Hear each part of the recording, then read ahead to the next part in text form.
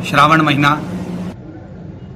सुंदर पार्थिव शिवलिंगों का पूजन का महत्व हमारे यहाँ शिव महापुराण में वर्णन किया गया है। शिव महापुराण के पार्थिव पूजा महत्व में गीता प्रेस गोरखपुर की शिव महापुराण के 73वें पृष्ठ में भगवान शंकर के पार्थिव लिंग का पूजन का महत्व बताया गया। आओ आज हम पाठ में भगवान शंकर के पार्थिव पूजन के महत्व को समझते हैं। सूत जी बोले, महर्षियों, पार्थिव लिंगों की पूजा कोटि कोटि यज्ञों का फल देने वाली है। कलयुग में लोगों के लिए शिवलिंग पूजन जैसा श्रेष्ठ दिखाई नहीं देता है। यहाँ पर सूत जी महर्षियों को वर्णन कर रहे हैं कि कलिकाल के अंतर्गत यदि पार्थिव लिंग का निर्माण किया जाए और पार्थिव लिंग का पूजन किया जाए तो वो निश्चित ही हमें फल देता है। वैसा दूसरा कोई साधन नहीं है।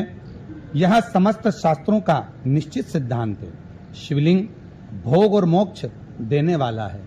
जब हम भगवान शंकर का पार्थिव लिंग का पूजन करते हैं, किसी कामना से करते हैं, किसी कार्यवश करते हैं, मोक्ष की प्राप्ति के लिए करते हैं, तो शिव महापुराण की कथा कहती है कि वो प्रत्येक कामना को पूर्ण करता है।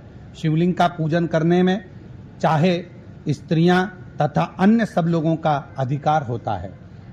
हम ज्यादातर लोग कहते हैं कि स्त्रियां शिवलिंग का पूजन नहीं कर सकती या भगवान शंकर का अभिषेक पूजन नहीं कर सकती, पर यहाँ पर स्वयं सूत जी बोल रहे हैं कि शिवलिंग का पूजन करने में स्त्रियों का तथा अन्य सब लोगों का अधिकार है। द्विजों के लिए वैदिक पद्धति से शिवलिंग का पूजन करना चाहिए।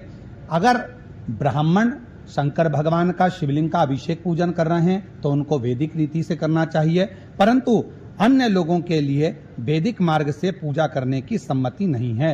यदि साधारण व्यक्ति है, कोई अन्य व्यक्ति है, जिस भाव से भगवान शंकर के पार्थिव लिंग का पूजन करना है वो कर सकता है। उसमें उसको जरूरी नहीं कि वैदिक पद्धति से ही करेगा।